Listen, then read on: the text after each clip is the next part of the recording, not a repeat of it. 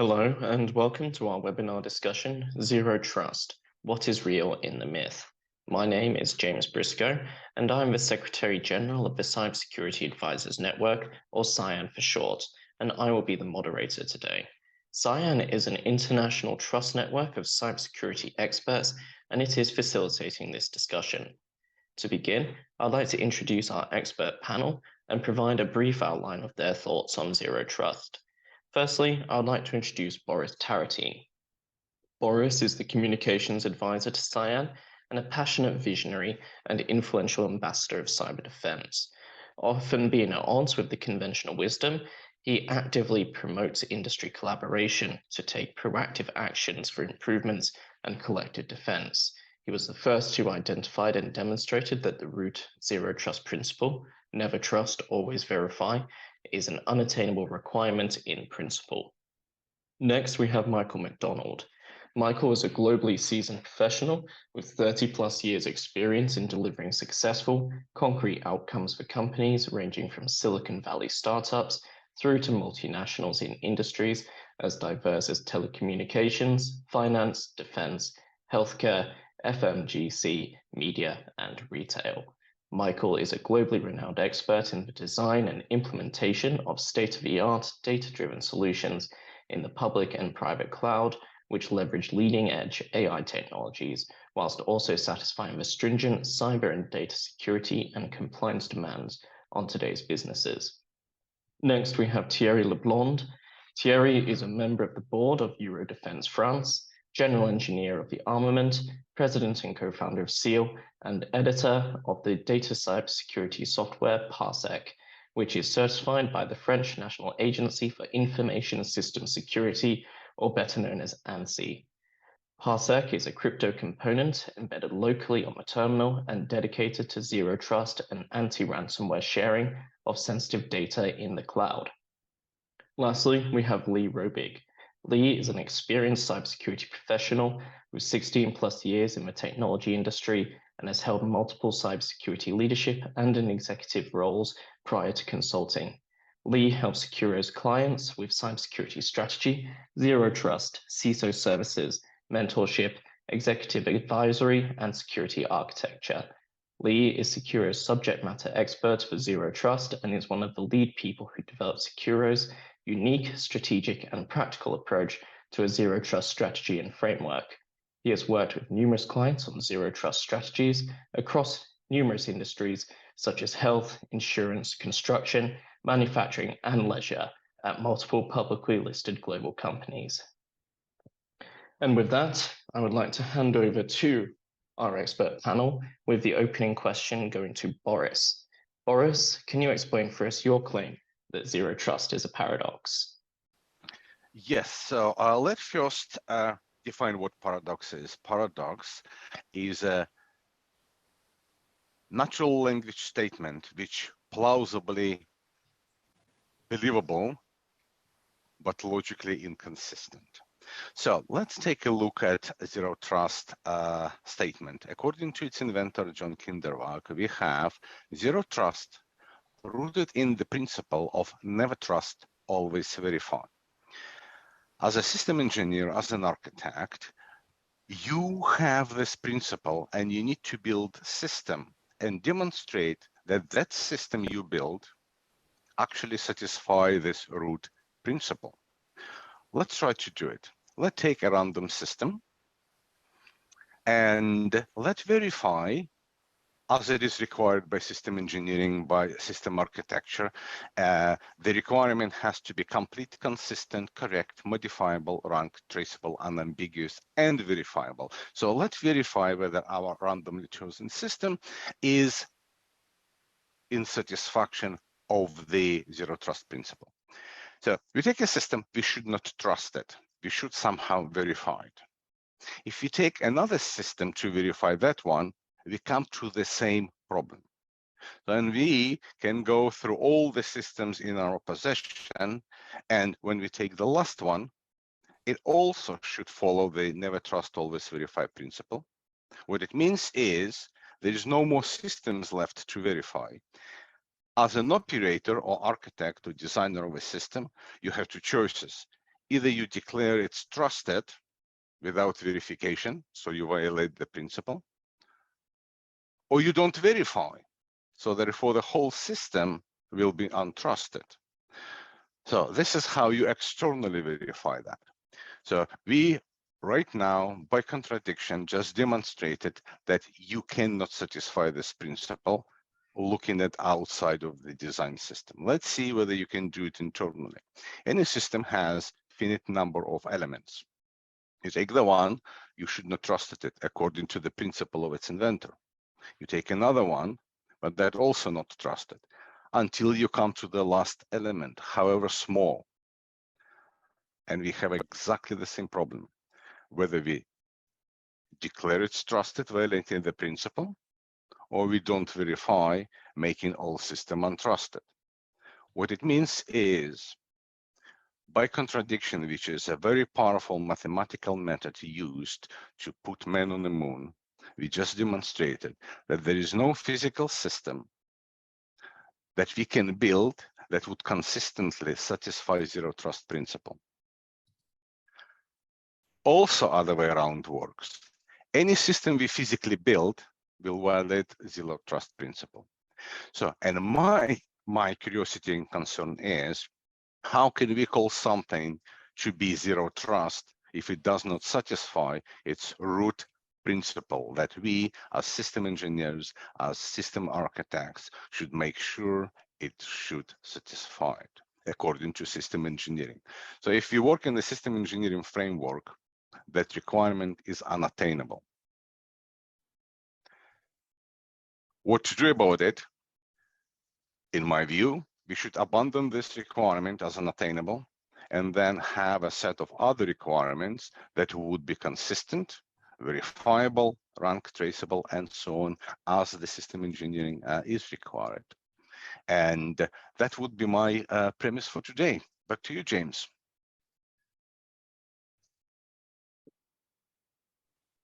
Amateur mistake. Wonderful. Thank you, Boris. So that's certainly a tough act to follow. Does anyone have any statements to that? Otherwise, I might pass it on over. Well, I do actually. I'm just curious about that, because I mean that's more a mathematical way of looking at, trying to prove systems. I mean, bottom line is, in any environment you have to trust something eventually. Even if you've been challenged all the time, something has to be trusted. Otherwise, you have no way to build out a basis of determining, can this request be granted under whatever conditions you look at. My one would be more practicality about even trying to prove that. If you look at most environments in take even moderately complex environments, you're talking about a lot of different systems, a lot of different ways of viewing authority, authorization. There's no consistent way of looking at this on any level. So while the premise, I think, of zero trust makes sense in terms of, you're obviously trying to lock down access to whatever resource you're trying to protect. The methodology for that, or the way you do that, is really, it depends on the vendor, it depends on the environment, also the use case as well, as to how much you have to do around that. But beyond that, it's not practically possible to do it in any meaningful way. And so I kind of support your axiom that you can't prove it mathematically. I just don't see how that's possible. So you can take it more as an axiom that it's a philosophy that can be implemented based upon your company's existing infrastructure, architecture, policies, and also you pick your fights. I mean, some things you don't really care about, some things you can protect adequately, doing old school ring fencing of firewalling and stuff like that. And some things you have to assume are going to be in the DMZ or in the internet zone, and you've got to assume that's operating in a very hostile environment and architect and build it accordingly. Well said. Just to add on top of that as well, so I think the market hasn't been very good at explaining what zero trust really is. Like a lot of people go back to sort of the beginning and go, yeah, it's about never trust, always verify. Others of a lot of organizations and particularly vendors and the like have kind of latched onto that and used and taken it and run with it as a marketing term, right? And they said our stuff does zero trust, and you'll get network segmentation vendors out there that talk about that zero trust is just about the network and segmenting it better, right? Then you got other ones out there that are to do with identity that go, no, zero trust is all about identity. But exactly. At the end of the day, they're really just grabbing a term and saying, we do that thing and we're all you need, right? And part of, I guess, the advantage that I've managed to have being on the consultancy side is we don't have to talk about one product here or anything like that. We need to talk about the outcomes we need to achieve, right? And I agree with kind of Boris's sentiment that it's a misleading name, right? So one thing that I have to always clear the air on when I talk to any peer in the industry or any client is that zero trust is a funny name for it, because it isn't actually about zero trust, because as we can all agree here, that in and of itself is not really possible without basically turning everything off and achieving nothing. So what I think is a better way to explain zero trust, at least how I believe it should be applied and used at an organization as a principle, is more about contextual trust and not granting access based on face value of a single piece of context, right? Now, we used to do that in the past. We would use things like MFA for additional context. But the problem is people have kind of hung their hat on things like that and put all their eggs in one basket, right? And they need to understand that they can't place too much inherent trust in one or even just two pieces of context. They should, in fact, combine as many as possible. So combining all of that, right, and to sum it up as briefly as possible, I think a quick way to explain zero trust is not never trust, always verify. It's actually contextual trust with minimal assumptions. Okay, yeah, thank you. That's Yes, that's kind of. I do. Excuse me. Please go on, Terry. Yes, I do agree with all that. This paradox, of course, is a mathematical reality, and so it's impossible to make an asymptote. So you just add function to an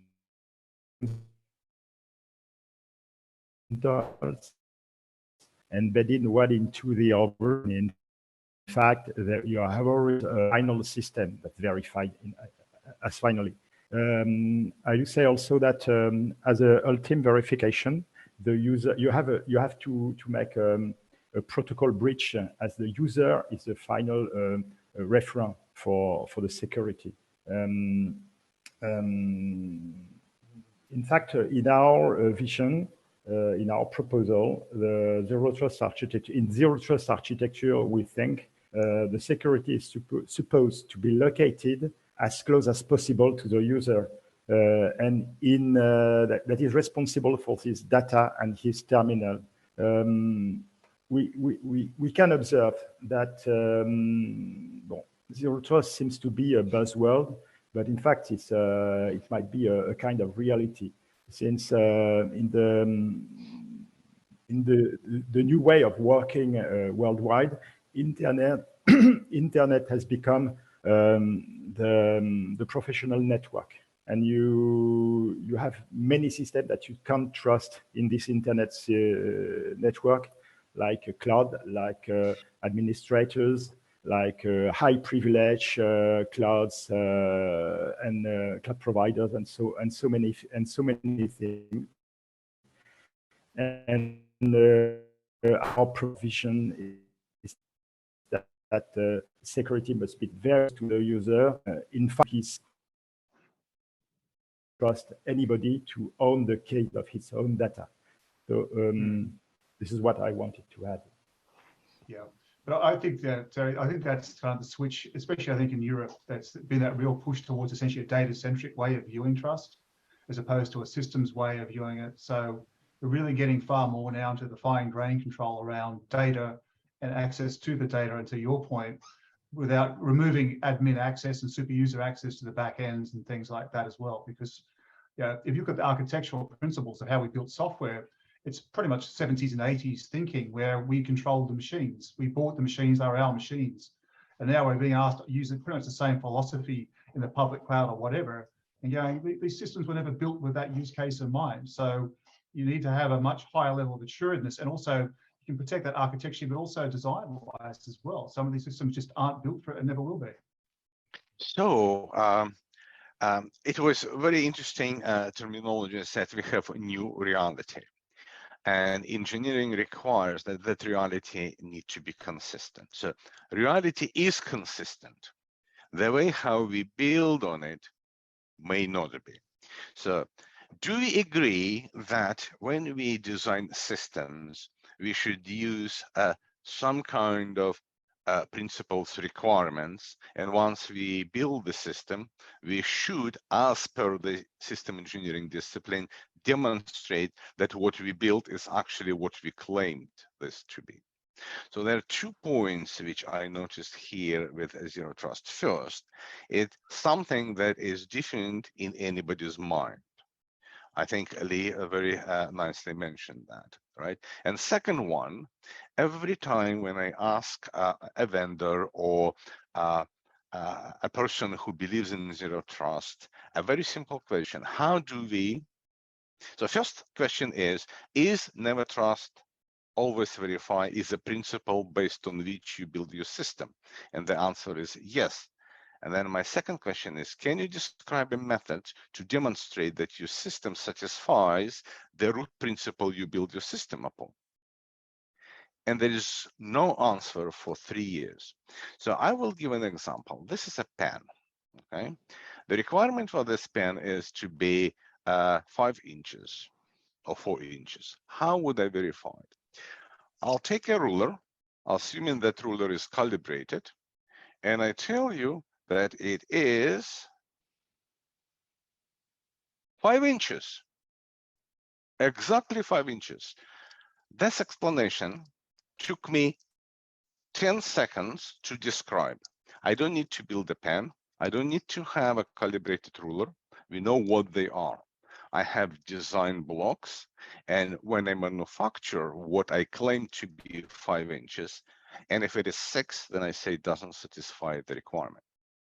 So if we agree that Zero Trust principle, never trust, always verify, is logically inconsistent, then we should admit it is unattainable. What it means is there is no system in the world we can build based on this requirement.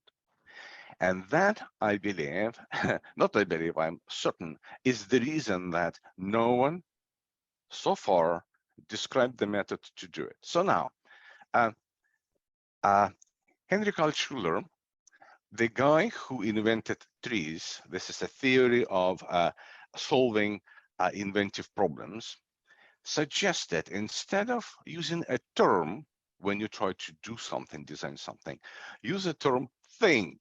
So when we say Zero Trust, we immediately go something where nobody knows what it is. According to Lee and to Theory, and even to you, Michael, in the industry, we have many different things what it is. When you ask people say, oh, in my view, that's what it is. Somebody else has a different view.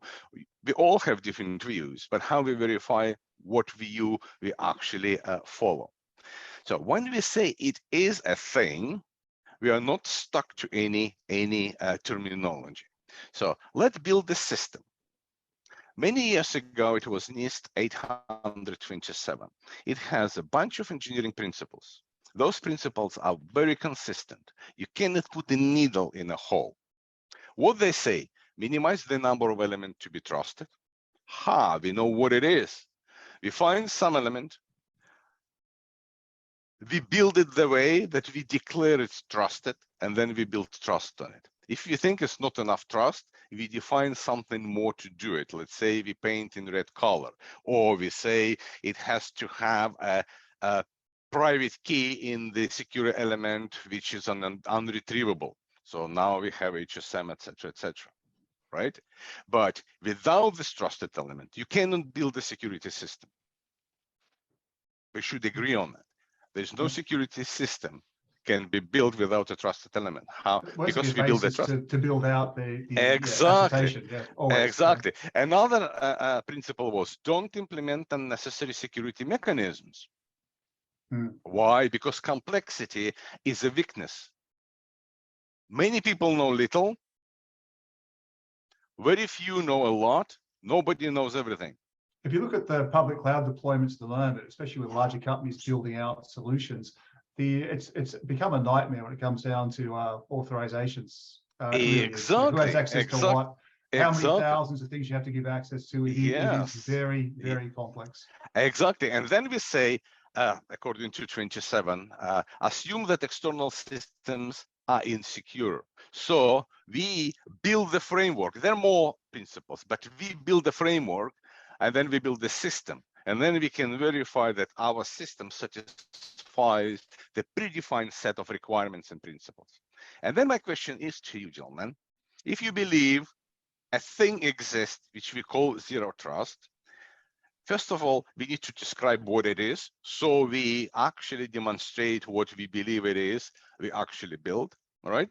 And second one, what would be a set of requirements and principles to satisfy?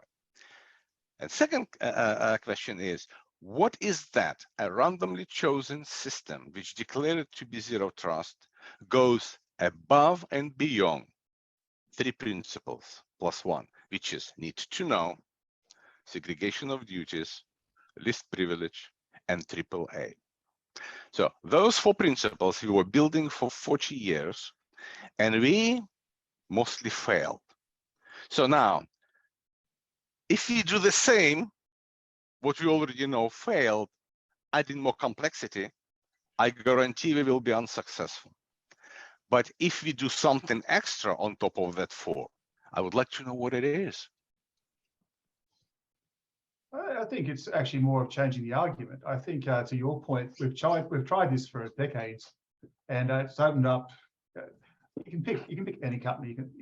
If you're controlling some things quite well, there are a lot of things you aren't controlling at all, and a lot of things you don't know what you don't know. I mean, it's just the outcome of how we've built technology and how we build technology. So you've almost got to flip the point of view and going like, well, that's impossible to control. So what do we need to control, and what's the least amount of control we need to have a level of assuredness? Because talking about business manage risk. What do we need to have in place to actually have that work? So I view it more from almost from an auditing point of view, which is more the controls and measures, proactive and reactive controls around the stuff. Can be whatever technology you want, but you put those things in place essentially around them. And that can be an architectural thing, can be processes, can be reports, whatever. It can be reviews of access control, whatever. But that's the only way you can get some level of homogeny as well in a company as to what the hell's going on. Otherwise, you're beholden to, if you take CRM versus a billing system versus something else, the way they view the world is completely different. There is almost no commonality to how they talk about things and how they give access to things. Yes. So you can't look at it that way. It just doesn't work. But you can flip it from a business point of view. You're saying, okay, well, based upon this level of access we need to this type of data, we need to have this level of challenge at least to make sure that we think the right people are accessing this, only the right data the right way. So we can flip it, and you can get around with some pretty coarse-grained controls and measures around that actually do work. But I think trying to do it any other way is just, I've never seen it work, and I just don't believe it ever will work, because I saw a presentation, one of the big four, suggesting that zero trust is an architectural solution, and they should be, a central area that manages all of access control and homogenizes everything across all the different systems. And do you have any idea how many systems you're talking about, how many vendors you're talking about, how many contracts you're talking about? You don't even know whether these systems are even operating in a jurisdictional perspective. So it's just a nonsensical approach to essentially an intractable problem. So there has to be a different way of looking at the same problem. Yes, I think I agree with you, and I will make very quick and then give to Lee and Terry. The only kind of argument I'll put here now. Let's assume for a second. Yes, I agree with you. The only thing we can actually verify it is a compliance. That's what we call compliance. You have a requirement, you demonstrate the satisfaction. This is what we call compliance. So now let's assume for a second, magically, tomorrow morning, everything is compliant to all security frameworks altogether, whatever they are. And then the question is, are we secure? And the answer is probably not. And then the question is, if we are not secure, what is the delta? What is that we are missing? And what it tells us is that compliance and security, there is a known gap in between. It's more fundamental problem here. And I think it was Cormac Hurley I think I pronounced his name properly, wrote a paper in 2016 that's still fascinating me, and I read it again and again, over and over. It's called Unfalsifiability of Security Claims. What it means is that it appears that we cannot design a test to demonstrate security of a system positively. So if we break the system, we say it's insecure. But no matter how hard we try and didn't break the system, we cannot make a conclusion the system is secure. The direct outcome of this property is that necessary requirement for security and sufficient requirement for insecurity are unfalsifiable. So we are going in a non-scientific way.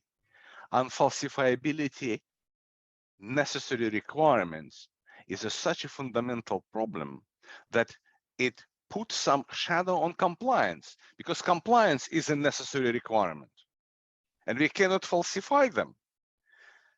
And we say, oh, if you don't do this, then you are insecure. And we come again to the problem, because sufficient requirement for insecurity is also infalsifiable. So if you don't do something, declaring it's insecure is as faulty as if we say, if you do it, then you will be secure, because we just demonstrated. All the requirements in the world still don't let us say it's secure. This, I believe, is a fundamental problem, or maybe not a problem, but property, like security. What is this? We cannot even agree. So I usually kind of give a very simple example. Security is a safety in the presence of motivated adversary. So if there is no adversary, then you don't need to put locks on your doors. And I think we need to go back into the drawing boards. We should not stop do what we do, okay? But I would say we need to think deeper about what we do and what statements we make in the multi-billion dollars industry. I put myself on mute. James, we have Lee and Terry to respond. We do, yes. Thanks. Lee? Thanks. Oh, sorry. Yeah, thanks, Boris and Michael. So something that I wanted to touch on, which you kind of dovetailed into a little bit there, Boris, is that you're talking about, when you talk about zero trust, everyone has sort of a different view and opinion on that, right? But then my question of that, and you're saying that, like, how do we even determine that we've reached the final destination of zero trust? I agree that you cannot, but I also, and you kind of said this already and kind of beat me to the punch, is you can't really say the same. You could say exactly the same thing for security, right? So if you ask someone what being secure is, people have different opinions. And people have different ideas about what the final destination should be. And many people agree that there is actually no final destination. You just have to have the right principles in place and continuously improve, right? And for me, zero trust, I think, when I look at any kind of, buzzword, if you will, in the industry that's kind of catching on and the like, start to peel back the layers and go, is this worth kind of talking about to people, right? Understand it properly and go, if this buzzword, if you call it that, catches on and has a fundamentally positive impact on the industry that makes people realize things that and modernize maybe their security program where it was lacking in the past, then I think that those things are great to kind of latch onto. Now, it would be great if we kind of rethink, there's probably 1,000 better names we can come up with that meet, I guess, more mathematically correct requirements than the word zero trust, but are they going to be as catchy? Because they're probably going to be a whole paragraph, right? And so the idea is, if zero trust is catching on, and this is something that I've done at Secure when I talk about our kind of unique zero trust strategy, if we could boil that down to some principles that are actionable, are practical in organizations, and are easy to understand, and it's going to have a fundamentally positive impact on their security program and their business outcomes, then why wouldn't we use that type of thing, right? And that's kind of how I view it in that way. Just another thing to bring up too. So security, in my view, is not about absolutes, right? It's actually about risk reduction in an organization. The idea is we don't want to just say in 5 years, this organization will be secure.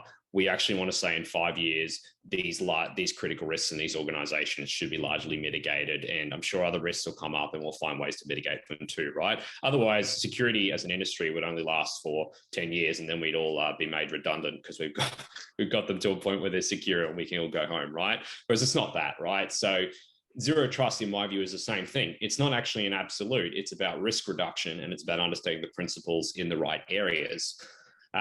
Something that I like to talk about when it comes to zero trust outside of, because we're talking about systems. We keep talking about systems. How do you prove a system is zero trust? And I'm like, well, it needs to be thought quite strategically, actually, in the organization, right? So it's more like a business. If a business aligns with zero trust, systems can have weaknesses and vulnerabilities and that at the end of the day, but an organization as a whole, I wouldn't really call them a system. They're a complicated business that probably isn't an exact science and is quite unique compared to other organizations, right? So how do we improve their cybersecurity program using sound modern principles like zero trust, right? Part of the problem that we have in the industry is, and you mentioned a few NIST publications, and Michael kind of touched on this too, a lot of them were written donkeys years ago, where things have changed so much since then that some of those principles still remain sound, but some of them have kind of don't really work. For example, the one you talked about, that all external systems should be called insecure, right? We used to take that into account for our cybersecurity program, where we used to, set up firewall rules or something in our identity systems or whatever we did that said all outside traffic coming into our organization is hostile, and therefore we should block it and only allow people to come in over VPN, right? But then you've got the likes of hybrid workforces, work from home taking off as a result of COVID. Now 80% of your traffic, or whatever it's going to be, but a large percentage of it compared to before in your organization comes from outside, right? So we can't take that approach that we used to take in those older frameworks where everything from outside is hostile, or we start to become the business disabler in an organization. So the question becomes, how can we allow those things? How can we modernize our security program, say yes more often without the added risk, right? And that's kind of where I think zero trust has a really unique value. It's no longer a choice anyhow, because the business just goes ahead and does it anyhow. So exactly. Software as a service, I mean, that argument's lost. Like, yep. It's already happened, just deal with it. So yeah, that's the practical reality of virtually every business at the moment. 100%. And my view is that we should protect and join the business on any kind of digital transformation or new technology initiative, rather than kind of being the ones who say no because they're just going to ignore us anyway, right? So we got to adapt just like the business is.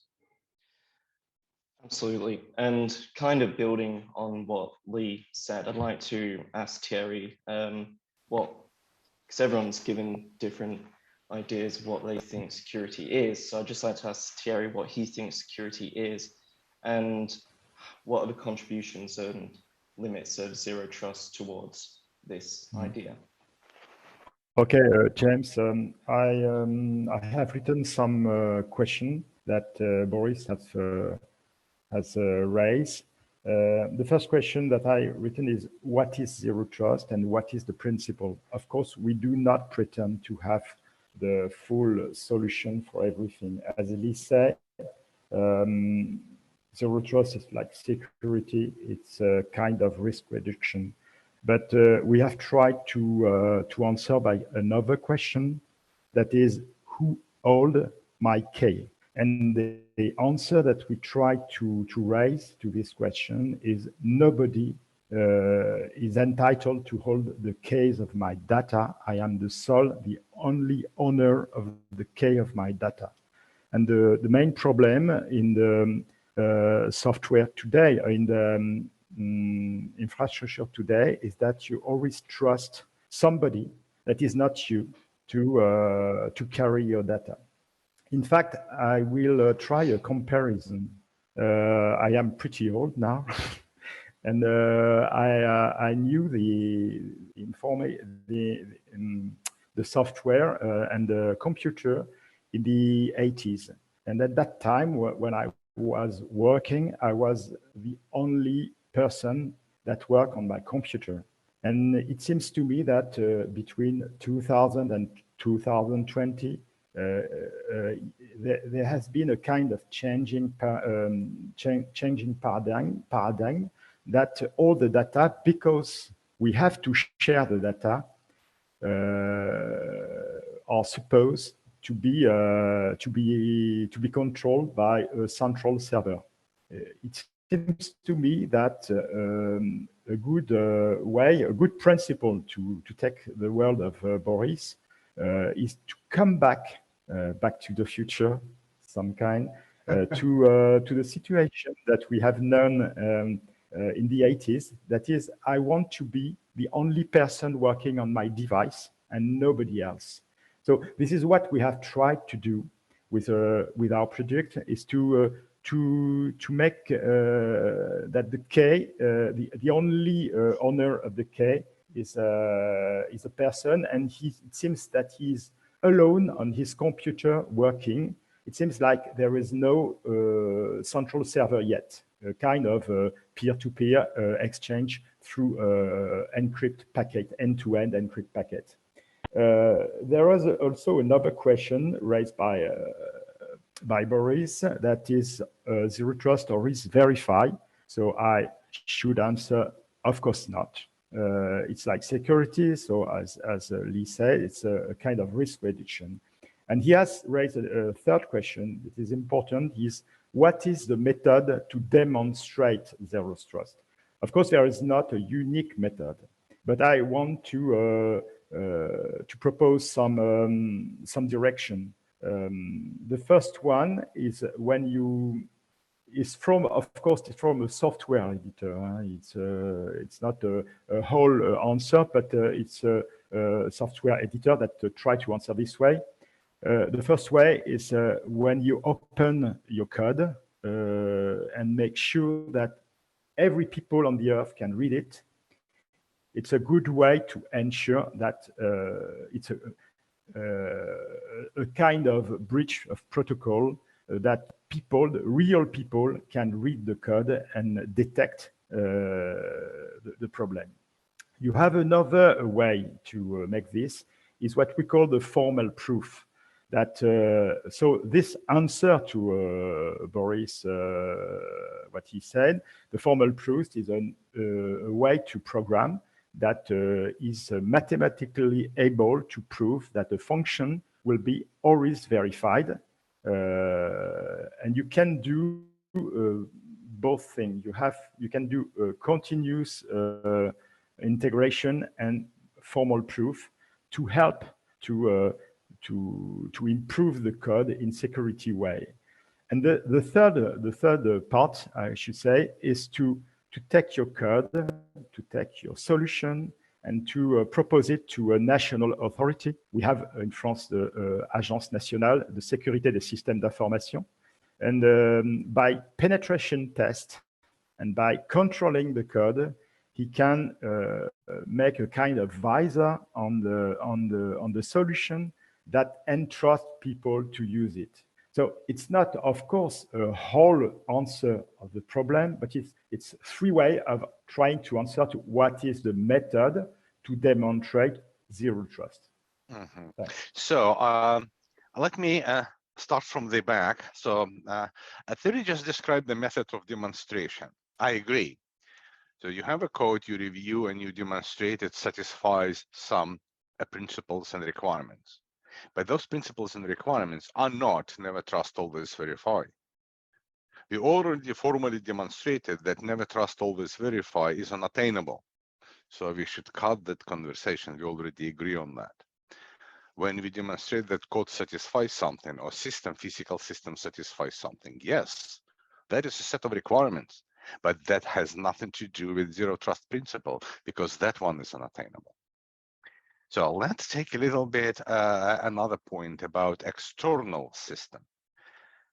We have a very dangerous, not assumption, we have very dangerous analogies using digital world and physical world, thinking that the boundary of the digital system is a line. No, we should redefine what perimeter is. Perimeter in digital world is a point of enforcement of security policies. On the right side is something that we don't trust, think it's unsecure. Once we validate the policies, we tick all the boxes, and we already pre-agreed if we tick all those boxes, either dynamically or statically or constantly or once in a time, then whatever is on the left side of that enforcement point, PEP, policy enforcement point, is trusted. Whether it is VPN or anything else, policy enforcement point gives us an assurance that whatever past that is something that we can, and now we define the trusted, secure, whatever that is. So there's no perimeterless system in digital world unless you don't do policy verifications. So I am on those, right? And I think there's problems with dimensionality with this. So I mean, it comes down to, I agree with that in principle, but you're talking about testing policies as the practical reality of that. I mean, that's how. Yes, but you talk about compliance, right? Yeah, so that is exactly the verification of the policies. We need a kind of a standard way of doing dimensionality reduction, because there's just too many. It's like a multivariate problem, because it's not just operating system patches, for example. It's also the access to the data in the right conditions under the right business case, all that sort of stuff. Like it's a multi-dimensional framework of complexity for this. Yes, but if that is so complex, why do we believe zero trust is less complex, even if you don't know what it is and its root principle is logically inconsistent? Let's talk about something else. Also, we are talking, I think Lee mentioned, it's about positive improvement. We cannot even define what security is, not to mention to prove it. So what it means is, to demonstrate positive improvement, we need to understand the absolute, which we don't know what it is, and also a relative thing. But if you don't know what the absolute is, you cannot make it relative. For example, let's take some more established disciplines. Let's say I have COVID-19 vaccine. Oh no, probably it's not a good example, because they didn't do any tests anyway, as we just now learned. Let's say I have, I don't know, the aspirin, right? And they say that aspirin would make your blood thinner or whatever. How do we do it? We have two groups, right? We had aspirin here we have placebo, whatever the scientific method is. And then we demonstrate that beyond certain threshold, the group which took aspirin had improvements, or things didn't go worse. And that now we know the conditions of the test, and now we say it's a positive improvement. Now, if you don't agree what zero trust is, let's say company A implemented zero trust in my interpretation. No, I don't interpret zero trust. I don't know what it is. I confess. So let's say in the Lee's interpretation, and then another company B, implements zero trust in Theory's interpretation. So now we have two companies, different companies, declaring they implemented zero trust according to two different interpretations. How do we compare all those? Are they the same because they claim being zero trust, or they're different because they implement different solutions, different number of solutions, or because they are compliant to different frameworks? What I still don't understand is, how do we do that comparison? Doesn't matter. Why do we need to compare the security of two different organizations? Because, it's different. Hold on. Because we claim we offer positive improvement. If you offer positive improvement, we need to understand the delta. So we have this in 2010. We spent 2 billion, and in 12 years we are somewhere. So how do we know the improvement happened? Well, I think you can do it on a company basis, which is what I think Lee's saying. Like, I mean, it's tailored. You're baselining the environments you're operating in. You can measure the uplift from that, as long as you can work out a way of getting an effective baseline. But I think measuring between companies is very difficult. But what do we measure? What do we measure to demonstrate security? That's kind of my point. Is I'm not sure how you could. I'm not sure even how you come up with a meaningful measurement in the first place. Like what is it telling you? Well, you get a number or a yes or a no, and go like, well, what does that mean exactly? And there's plenty of products out there that offer that, right? And I don't think any of them are really worth their weight. You know what I mean? Like, there's a lot of products you could buy out there that give your organization like a security score or something like that. And I always wonder, where are you getting this data from? And like, how is it even meaningful, right?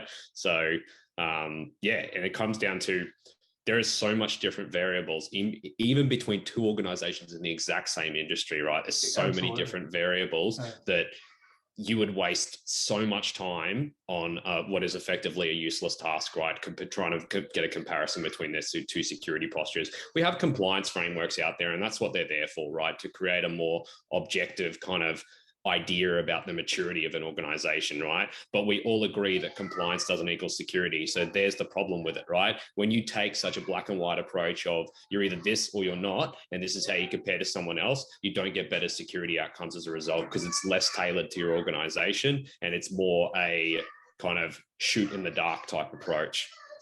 Okay, that's so let's like how banks approached it though as well, because like doing the work in the finance industry, like you base your challenges based upon the weight of privacy on the data, or the significance of the data itself. So some things you don't really care about that much, and some things you really have to verify from many different angles. So yeah, it's kind of like it's not just zero trust. It's like you got to take that approach to it, otherwise it's meaningless, I think, in so many different use cases. So let me ask you gentlemen, do we still need to continue use term that we cannot even define consistently? Not even principles, what it means, but the term itself, we cannot define consistently to use in the industry.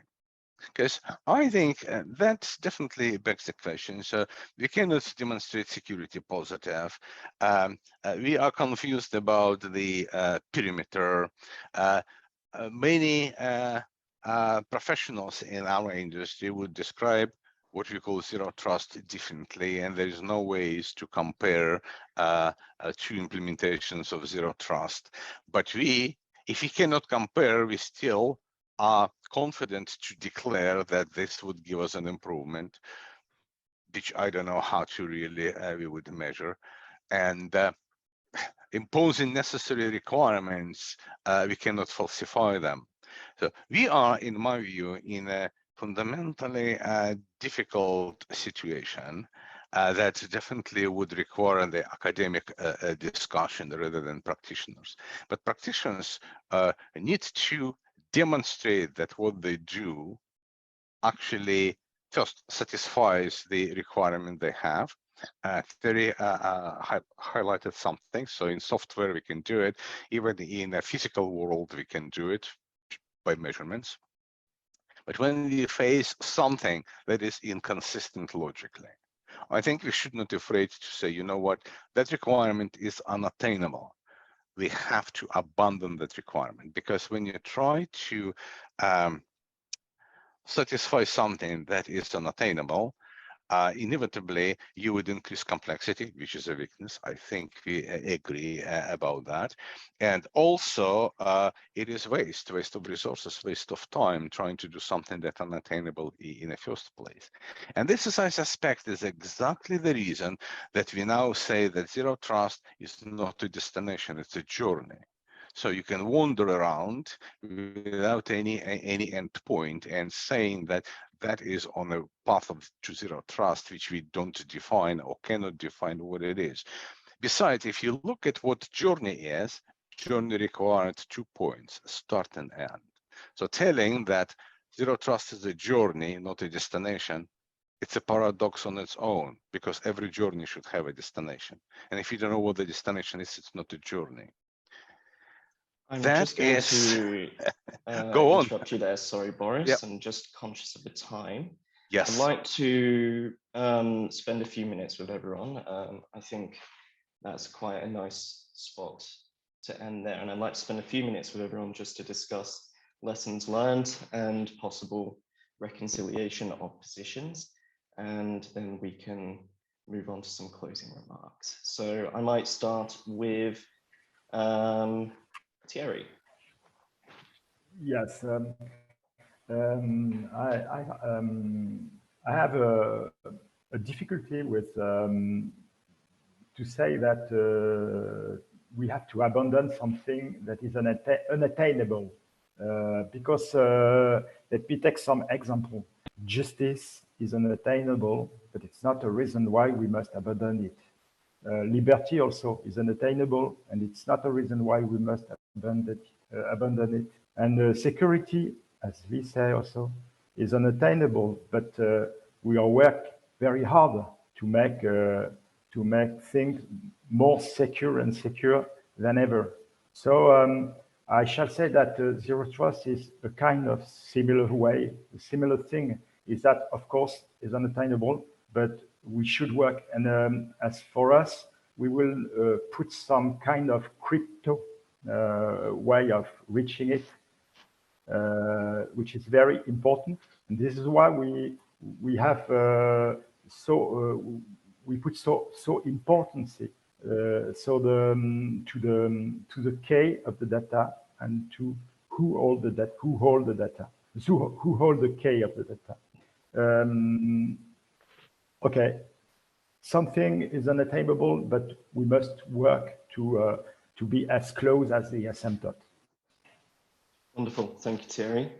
Michael. Yeah, I just view zero trust as more a philosophy than necessarily an outcome. To me, zero trust, if I'd summarize it, really is it's the philosophy of essentially putting the right controls, measures, and authorities around stuff that matters based upon how sensitive it is to the business and or compliance, or take your pick, and you pick your fights. But you have to assume that you're most probably existing in a perimeterless environment, and you most probably have systems that are all over, at least operating in multiple jurisdictions, and there's nothing really common about them.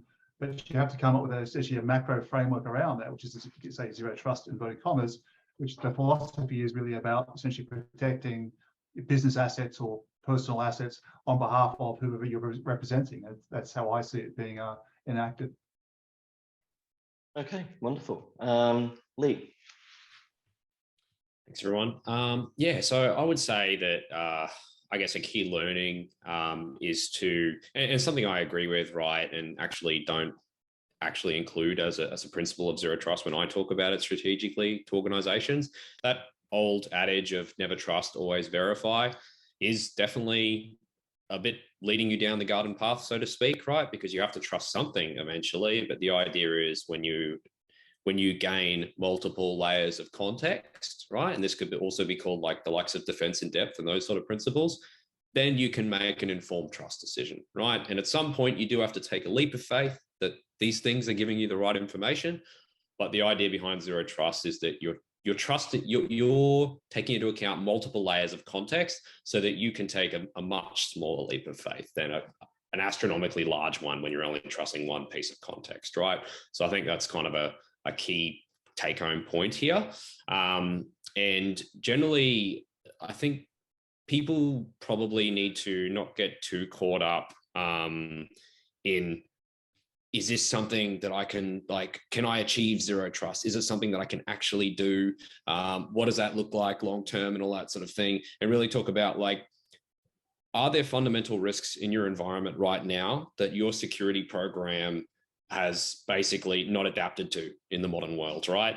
And what are those weaknesses? And is looking at a concept like zero trust and aligning with a technology that may allow you to have stronger alignment with zero trust, certainly not to give it to you end to end, but to align better with that, is that a logical next step for your organization? And that's what I readily find when I work with organizations on a zero trust strategy, right? There are security controls that they have hung their hat on that, due to the changes in the world in the last 3 or 4 years especially, are no longer effective, and they really need to rethink those. And I think zero trust is a really key concept. And as long as the principles are understood correctly and are modernized and changed a little, it is something that can be of enormous benefit to organizations and pay dividends, allowing security, as we were talking about before, to join the business as they transform digitally, right? Rather than kind of being left behind or being the people who say no that get worked around when security essentially becomes zero.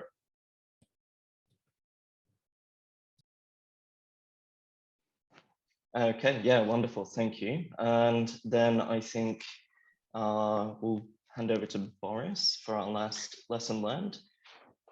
Lesson learned. I mentioned that in 2016 it was a paper written, and it formalizes kind of maybe a couple of decades of my thinking, called Unfalsifiability of security claims. I could not I understood because I was thinking about it. Cormac Hurley, I think. Cormac, his name, that's for sure. He was with Microsoft. I was thinking about this paper and what he was saying after, and I was thinking before. But what Zero Trust taught me, especially that never trust, always verify. We all agree it's an unattainable paradox, and we still continue going. And I start to think, what is the reason for that, and what can we learn from it? What can we learn from it is what Leonard Susskind said. That he said paradoxes are very interesting thing. He said, in fact, it's generally the way forward when you simply don't have anything else. And this is what we have. We have no else. For the years we did think, we didn't achieve anything, we do more, agreeably the same thing, and we expect different results. We wouldn't get different results, right?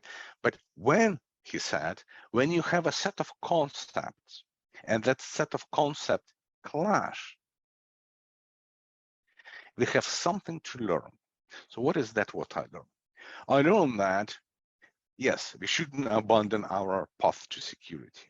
But if you don't know what security is, if you don't know what Zero Trust is, we need to reformulate the problem.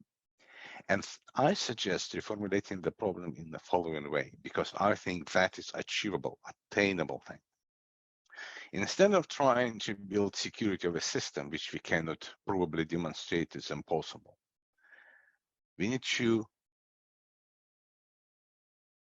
learn how to run insecure system by assumption in a hostile environment based on empirical evidence. Knowing how to run insecure system in hostile environment, it's a consistent statement, and we demonstrate the improvements. Because if you run insecure system in hostile environment and you have less hits, this is what you improvement. And that would require a different focus. And the focus for that would be detect your hostility fast, respond very quickly, and recover swiftly. So you will have a secure system in hostile environment being hit by the adversary, but you will continue to do the business. In my view, it is a consistent picture. And that picture is achievable. And that picture does not require statements which we cannot even, not even prove. Proof is not even here, but at least agree upon. So to conclude, learn how to run insecure system by assumption in a hostile environment by empirical evidence. And that would require three things: detect very quickly, respond, and recover, versus trying to protect system from something that we don't know what it might even be. That's my kind of statement on the conclusion, what I learned from all this journey. All right, wonderful. Thank you very much, everyone. One thing I noticed over the course of this discussion was that everyone seemed to agree with each other much more than they disagreed. However, there are definitely still some key questions, and perhaps they'll be answered in time and with the maturation of Zero Trust. If not, then I'm certain we will spend another 40 years examining them anyway. Part of our aim here at CyAN is to ask questions relevant to the field of cybersecurity and openly examine them together. With this in mind, I encourage the audience to provide any thoughts or observations over LinkedIn or in the YouTube comments when this goes out. Once again, thank you, Boris, Lee, Michael, and Thierry for your time, insights, and expertise. I look forward to the possibility of continuing this discussion in the future and seeing how we have learned from one another. And with that, I'd like to end it there. It was a pleasure. Pleasure meeting everybody. Thank you very much. Likewise. Thank you very much. Thank you It was everyone. great.